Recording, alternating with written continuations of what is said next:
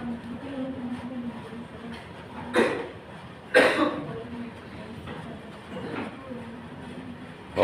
magandang hapon muli sa inyo lahat. Ako naman po parang inyong lingkod, Professor Speaker.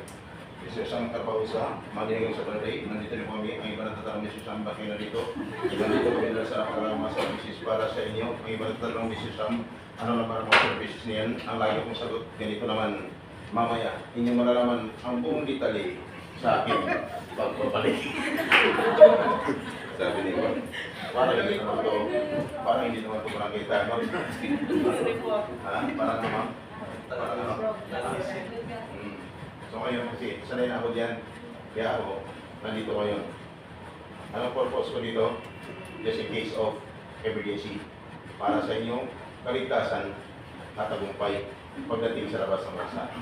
Kasi, alam ko marami kayong natutunan, mayroon kayong 100% na excitement mo, tapos pinasok ka naman ng is another benefits, kanina doon, benefits, pag natuluyan, accidental death, what a 15,000 US dollars, kurang million, malaking bagay, no?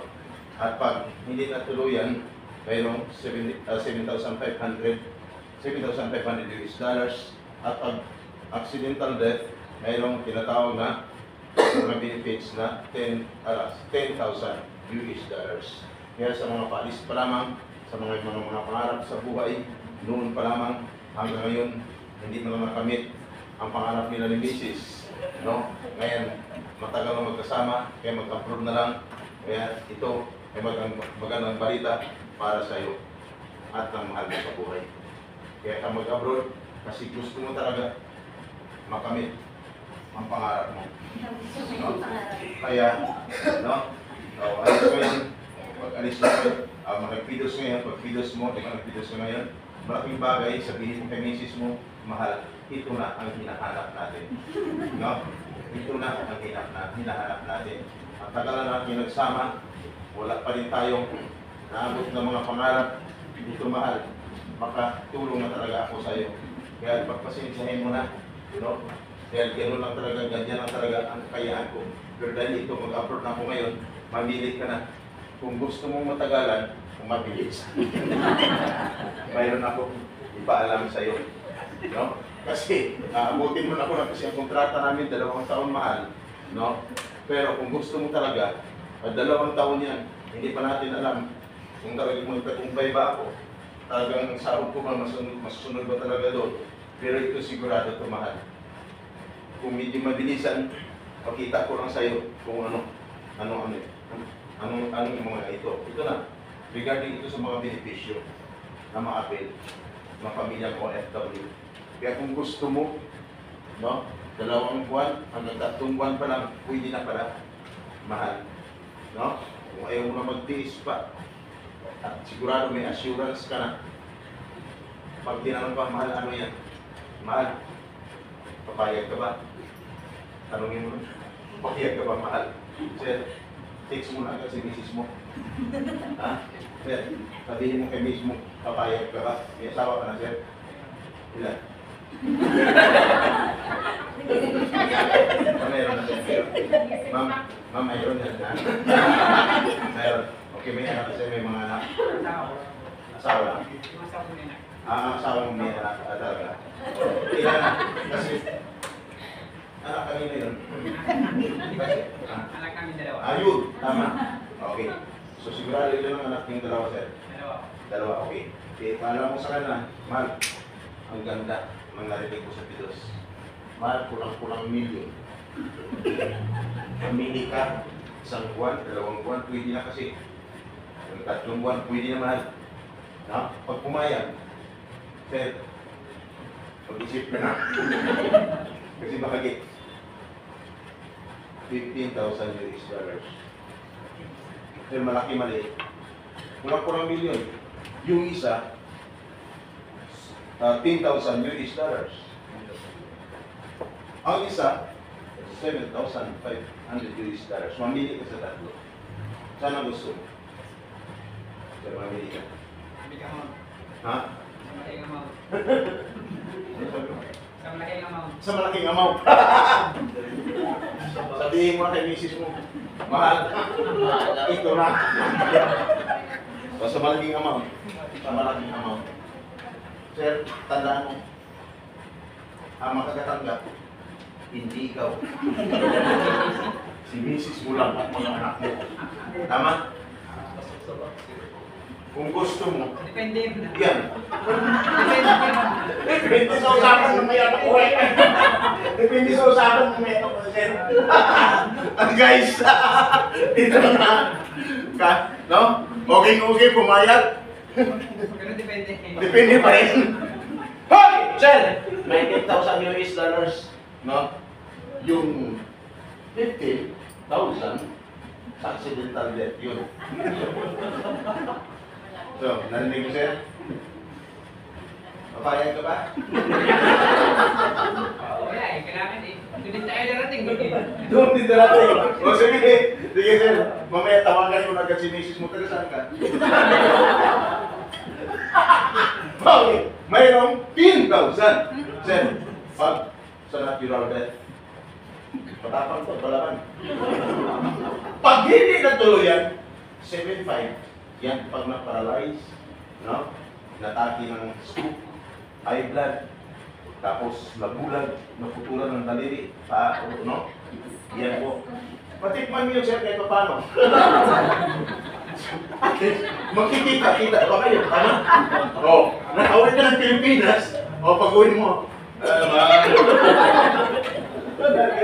diba? Pero, pareho kayo nakatikin doon. O, so, kaya lang, sino mas masaya doon? Pamilya mo lang. No, ikaw ginawa kang, hindi yung libangan, kundi patanong ka nila, ito suffer din sila, naawa din sila sa naging sitwasyon. Kaya panalangin natin, laging isipin natin yung kaligtasan pagdating sa labas sa bansa. Sir, talagang totoo yung sinasabi niya, na lahat pupunta doon, tama? Kasi hiram naman ang buhay natin, maniwala yun din. Hiram lang ito, buhay natin. Kaya dapat dito para tayo sa mundo, anong meron tayo, dapat huwag pa rin natin kalimutan yung nasa taas. Tama? Ganun lagi. Pero yung totoo ha, yung doon talaga, kasi yung iba kasi, maingay, no? Naniniwala din daw doon, pero gumagawa naman ng korupsyon. Naniniwala din yun, di ba, nangiloko ka lang ng kapwa mo. No? Sigaw pa, tirahin kung sino-sino tinitira. Walang selfie, walang saysay. Huwag mo yung patulan yung manarinig nyo ngayon. Kaya kung bakit ang iba, nagsialisa na ng mga OFWs, mga magagawa sa Pilipinas kasi wala na makita ang trabaho sa Pilipinas. Tama? Pinakaras na option yung mag-abroad. Kaya yung iba, maganda ng trabaho, nag-resign pa. Ma'am, anong trabaho nyo? Previously po sa BPO. Video. BPO. BPO. Kasi barangay police officer. BPO. Pinarasan siya. BPO, di ba? Ano yan? Parang ano ba rin? Sa call center po. Call center. Saan po ka, ma'am? Ay, ano lang po. Pag sumagot sa call center? Chats po kami. Okay. Thank you. May teacher. Sinong teacher? Meron? Wala. Engineer? Meron? Wala din. Doctor? Meron? Laborer? Wala din. Okay. Sales lady? Meron? Nurse? Wala. Meron? Sa mga hindi sumagot, ano kayo? Ano mga trabaho niyo? Kung magtanong ako dito, ikaw ng trabaho mo. Sabi ko first timer kasi, sabi niya, sir, first timer. Anong trabaho mo sa Pilipinas? Gano'n? No? Sabi niya, wala. Sa tagal ng panahon, walang trabaho. Wala. Paano ka nabuhay? Sabi niya, sir, jumikimpo lang. Sabi ko, ano ba kasi jumikimpo? Hindi siya magkasagot sa loob. Sabi ko siya, jumikimpo ka pag oras ng sweldo. Sabi ko, grabe ka naman. Mabait naman ako, sir. Ikaw ang trabaho mo sa Pilipinas. Sabi, Project manager ko. wow, manigyan. Thank you, sir. Dali. Thank you. Small, bite ko, tama? Yan. Huwag kang humusga. Sabihin mo, maliit na niya, pero grabe pala, maliit niya. Pero ang tanong ko, maniniwala pa kayo? Makailan yung mga bayani? Maniniwala pa kayo, hindi? Yes, sir. Totoo yun. Ang tanong, paano mong katunayan sa sarili mo na ikaw ay bayani? Bigyan ng contribution sa Pilipinas. Ha? Ano sir? Bigay natin sa Pilipinas. Lagi, para sa ako talaga. Katulad kayo sa akin noon. Nung graduate ka, anong course mo sir? Nursing po. Nursing. Ano ang naging award mo nung mag-graduate ka? Wala eh. Wala. Yun ang gusto ko. Ano? Yan. Grabe. Yan ang gusto ko. Lakas loob. Sir, matapang ka talaga bayani ka. Ngayon, para malaman ng lahat na kayo ay mga bayani, papatunayan ko sa inyo at ipaalam ko sa inyo. Sa labas kasi ng bansa, maliit man o malaki ang sahod mo, magpapadala ka pa rin sa pamilya mo. Tama? Wala kang magawa. Pag nagpadala ka, talagang magbabayad ka. Sa pamagitan ng remittance, mayroong mga taxes. Tama? Doon yan papasok. Yung tax. Saan? Sa kaban ng bayan. Tama? Pag pinasok sa kaban ng bayan, ang tanong ko, sino naman ang nakikinabang? Gobyerno. Sino gobyerno? Politika daw. Grabe. Maniwala ba kayo na ang politika lang, mga politiko lang gobyerno? Hindi. Tandaan nyo, sila binigyan lamang ng karapatan o authority, binigyan ng kapangyarihan ng taong bayan para mailuklok sa kapangyarihan. Para pag nanalo, sila ang manguna, mamumuno sa lahat ng yung nais ng mga sambayan ng Pilipino. Tama? Mga advokasya. Pero ang totoo, gobyerno. Tandaan nyo, nag-aaral kayo mo, di ba? Sabi, without people, there is no government. Ayaw pa rin ang gobyerno. Na, may karapatan, may kapangyarihan sila. Kaya huwag nyo nang punayin ng punayin. Mas maganda siguro, tuloy na lang. Focus na lang ngayon sa pag-abroad. Sir, yung kayo, nagiging bayani dahil sa pag-angat ng ekonomiya ng ating bansa, yung nag-share ninyo, no, sa pamagitan ng mga taxes, kayo po ang naging kadahilan kung bakit umangat ang ekonomiya ng ating bansa. Malinaw? Yes. Kaya sabihin mo na rin sa sarili mo, kaya pala kami tinatawag na bayani. Yes, dahil bayani ka, kung hindi ka naman maniwala ngayon sa sinasabi ko, pag uwi mo ng bahay mo, tingnan mo ang mukha mo sa salamin. At sabihin mo, bayani ka talaga ako. Yes, bayani ka. Kaya pag labas mo dito mamaya, pag naglakad ka, hindi lang dito, hanggang sa labas. Pag may nakita mo, parang hanang yan. No? Dito, pag labas mo, sarili mo na yan. Alis lang dyan. Alis ka. Oh. Bakit? Pag tinanong nga, bakit? Ano ka ba? Sabihin mo, bayani to! Sir, kahit ganyan lang ang mukha mo. Sir, kahit ganito lang ang mukha. Pareho pa rin tayo mga bayan.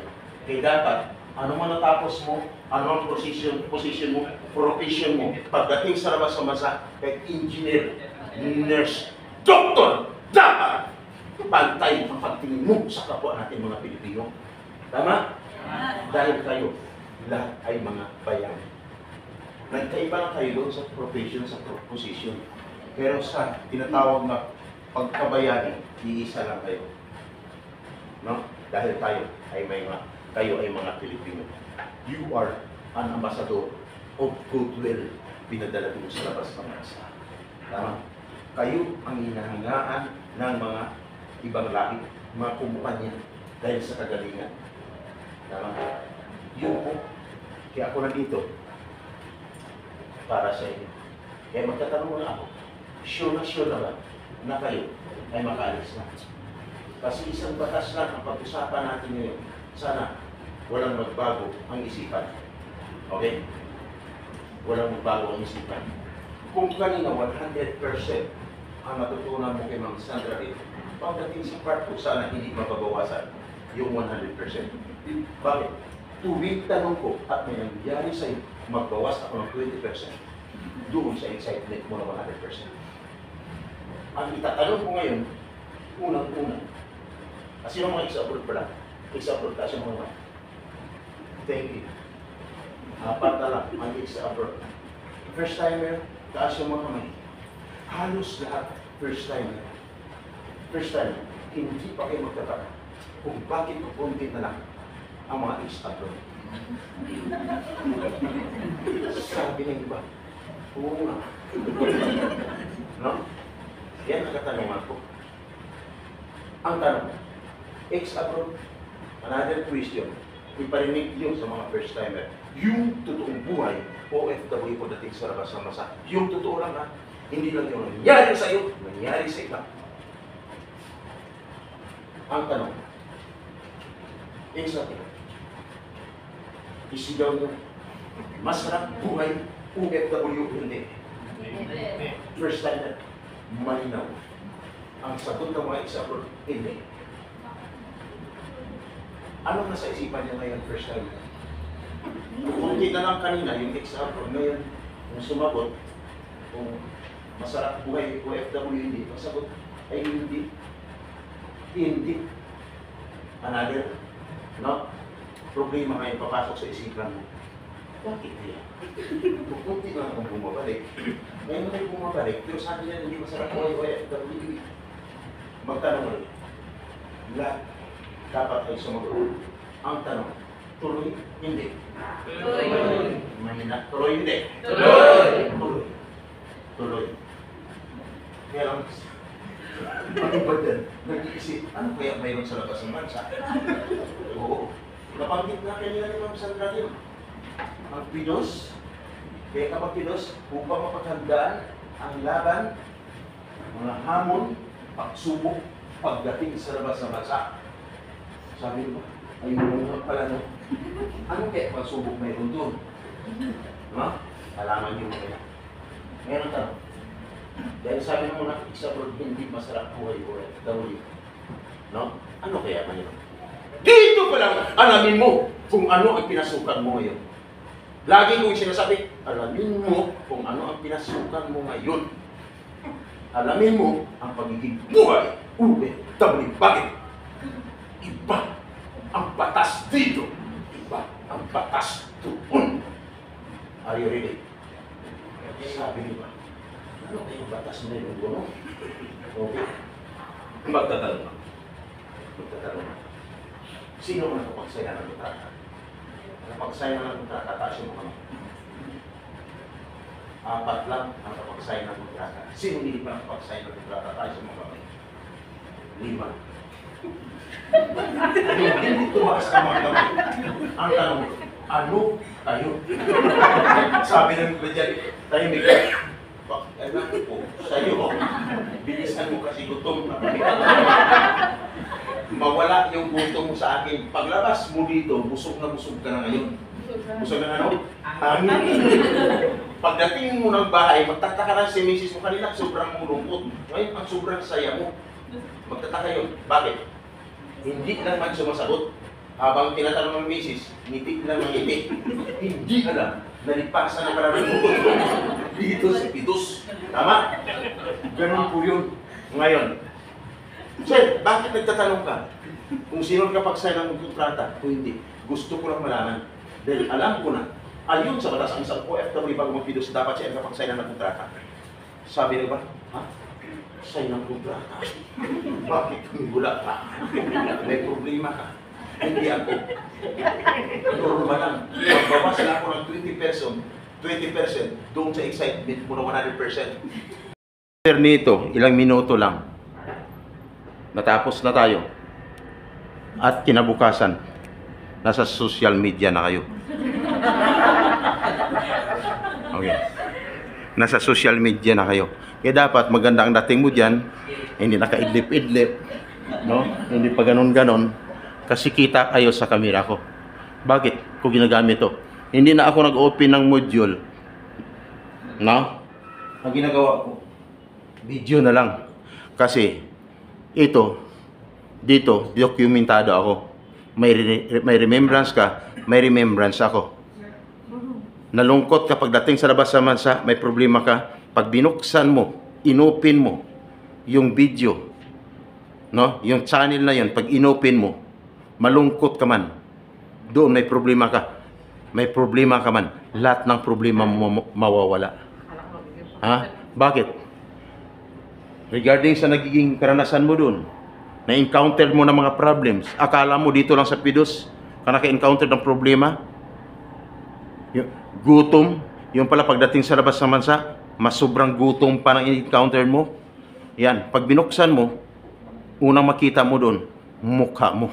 Wala na akong Oh, mukha mo. Kaya dapat, concentrate. Gusto nyo ba, just in case of emergency, meron kayong malalapitan? Okay. I-trace nyo, kaagapay, ACTV. Search sa YouTube channel. YouTube. YouTube ba? YouTube. Kaagapay, tapos space. Hindi sa ano kasi may ano din naman ako. ACTV. Kaagapay, space, tapos SCTV. No? Ayan. Nakasombrero kulay itim. Nakasamin kulay itim. Nakita nyo? subscribe na Oh, kasi nag-picture kayo dyan kanina eh. Di ba? Nakita nyo na. Pag nakita nyo, This is you. wala kayong gagawin. Wala kayong kumang gagawin mali. Kailangan ko yung mga Subscribe nyo. Bakit? Ayan. At least nakita nyo nang pwedeng tumulong sa inyo just in case of emergency. Nagawa namin tulungan si Sarah Balabagan. Mailigtas ang buhay sa dingit ng kamatayan. Pwede namin gawin sa inyo. Nagawa namin gawin kay Engineer Jan Aquino. Nakulong at tinatulan ng kamatayan. Pwede namin, no? At walang bisa ang paghatol ng kamatayan. Pwede namin gawin sa iyo. Bakit? Mr. Sam, sino tumulong? Kami noon. Wala pang mga pilos na to. Year 2000, nasa servisyo na ako. Kasama kami ni former Ambassador Isinelis. Ambassador, kinila si Chairman, naging congressman ang gusto year 2013. Nung mag-congressman siya, umalis ako sa kanya, namatay siya. Nung mamatay siya, ako nandito pa rin hanggang ngayon, patuloy na tumutulong sa mga katulad ninyo na may mga problema ko kay FWS. Ayos? Ang problema, guys, walang pinipili pagdating sa labas ng bansa. Tandaan mo, kung si Sarah Household, si Engineer Jan Aquino, isang professional, no? Maganda ang profession, maganda ang trabaho, maganda ang salary, pero nagka-problema. Bakit? Ang problema walang pinipili. Mr. Sam, ano ang dapat namin gawin pag may problema? Lagi kong sinasabi, pag may problema, katulad mo ngayon, iniisip mo 100% okay ka na, pero nung pag i-share ko, i-present ko ang part ko, na ito ay naayon sa batas ng Republic Act 1842, na dapat ang isang OFW bago mag-Pinos, dapat siya nakapag-sign ng kontrata. Ang tanong, nakapag-sign na ba ng kontrata? Kaya kung hindi ka pa nakapag-sign ng kontrata, so 100% na excitement mo, magbabawas ako ng 20% bawat nangyari sa'yo. Kasi ang iba, tuwang-tuwa, akala nakaupo na dyan, kasi may certificate na. Pero after kumagto, may problema pa pala. Kasi bakit? Nasa batas, dapat ikaw ay nakapag-sign ng kontrata. Eh kung hindi ka nakapag-sign ng kontrata, ibig sabihin, magbawas na ako ng 20% doon sa excitement mo na 100%. At dapat, makaalis ka na sa loob ng 2 hanggang 3 buwan mula nag-apply ka tagisan, 60 to 90 days prior. Bakit? Nasa batas yan. Bakit? Ka makaalis? Yan po ang nasa batas.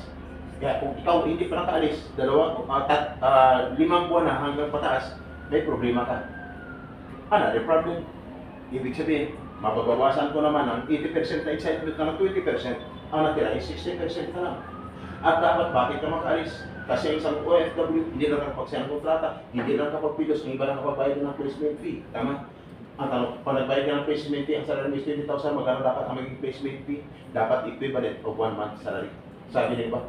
Bakit sa amin sobrang laki? Another problem, pabawasan ko ng 20%, ang excitement mo na 60%, ang natira is 40%. Are you there? Nandiyan pa kayo? At dapat ang isang OFW, bakit kailangan siya makalis? Hindi lang siya nakapagpirma ng kontrata, hindi lang siya nakapagbayad ng placement fee, no? Hindi lang siya nakapagpilos. Pag nagbayad ng placement fee, dapat equivalent ng 1 month salary, tama? Ay dapat pag nagbayad sa lugar, dapat sa loob ng agency, hindi sa Jollibee, hindi sa Chowking, hindi sa GCash, tama? Dapat sa loob ng agency. Sabi naman, bakit kami sa Jollibee? Ha? Ingat. Kung nangyari sa iyo, another 20%, ang ibabawas ko sa excitement ang nakila is 20%. At dapat, pag nagbayad ka, ay may kakulang para resibo. Sabi ni ba, ha? Resibo? Bakit kami wala? Problema hindi. Another 20%. Ang ibabawas ko, 0%. Wala ka, pupus ng excitement ko. Ang tanong, nangyari ba sa'yo? Nangyari ba sa'yo? Dapat alam ng agency. I-inform ng agency, kausapin na maayos. Sabihin mo ang totoo. Bakit? Pag hindi alam ng agency, at ako rin yung suspect sa labas, damay yung agency. Maraming gumagamit ng parang agency ngayon. Na kung saan, ang purpose lang makapangulimbat ang maraming halaga. Teachers, 12, 250,000 bawat isa. Nakarating sa akin ang sumbong. Kaya nihanap namin at large na bakit? Nakarating sa akin ang sumbong, wala naman silang complete na informasyon o detalye na para maibigay sa akin. Teacher, nag-resign. Mag-apply as sa labas ng bansa, yung fraud ticket. 250,000 pagkatapos, biktima lang pala. 168,000 bawat isa. From Batangas, 20 sila, biktima ng 160,000. Poland, Malaysia, Japan, Korea. Ingat, ang problema, nakaabang na. Kaya pag hindi ka handa, mapapahama kayo. Malinaw? Kaya dapat maging maingat. Ingat guys. Sir, Mr. Sam, bakit? Alam mo yan, yan ang trabaho ko mula noon hanggang ngayon. Yung pagtulong sa may mga problema ng mga OFWs sa loob at labas ng bansa. May problema, OFW sa labas ng bansa, i-inform ang inyong agency. Pag nahirapan kayo, may number akong ibibigay sa inyo. Anong number niyan? 0948 093970 at 0963 5135